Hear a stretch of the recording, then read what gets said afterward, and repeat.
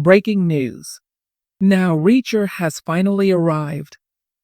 To suggest that fans are anxiously anticipating the show would be an understatement, considering that Lee Child's books have sold almost 200 million copies globally. Doing nothing would have been enough for Amazon Studios. Were they correct? So, let's pretend they were mainly correct. The best Reacher imaginable, Alan Ritchson, is in the driver's seat. As the first book in the series, The Killing Floor served as a blueprint for the other works, and Reacher has adapted it. A vagrant named Jack Reacher, Ritchson, shows up in a tiny town for no other reason than to hang out, yet he finds himself wrongfully accused of murder. With the help of local Deputy Roscoe, Willa Fitzgerald, and Detective Oscar Finley, Malcolm Goodwin, Reacher finds allies and soon discovers a town-wide conspiracy. However, as the investigation becomes personal for Reacher, his quest of revenge takes a dark turn.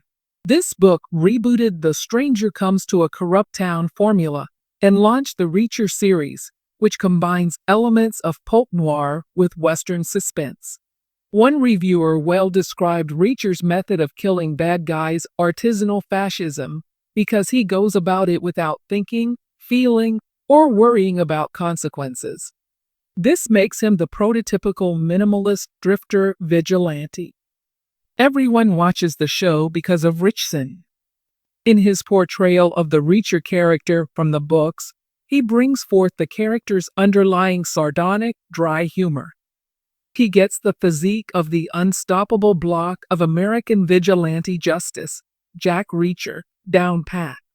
Playing a more developed version of the Reacher character than in The Killing Floor, Ritchson portrays the character from subsequent novels.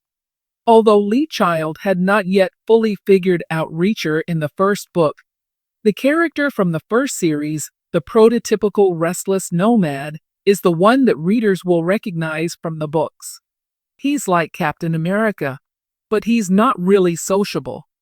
The Killing Floor plot is remarkably faithfully adapted into the series, which also incorporates events from the book series. To further develop Reacher's family history, Child drew on short stories that take place during flashbacks to his childhood.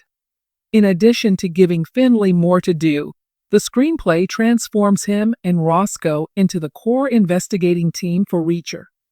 The first edition of the book omits Frances Neagley. Her character is introduced at a later point in the story as a former member of the 110th, Reacher's investigative unit in the Army.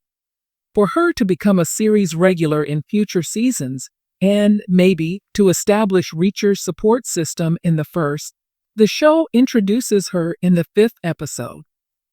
The script dilutes Neagley's aura of mystery by making her an elusive exponent of exposition at her introduction. Even Reacher himself has referred to Neagley as scary in the books. She is essentially the female equivalent of him.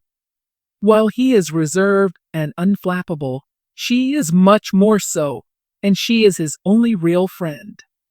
The writers spare no effort in their pursuit of making Neagley as likable on network television as possible, even though it's not essential.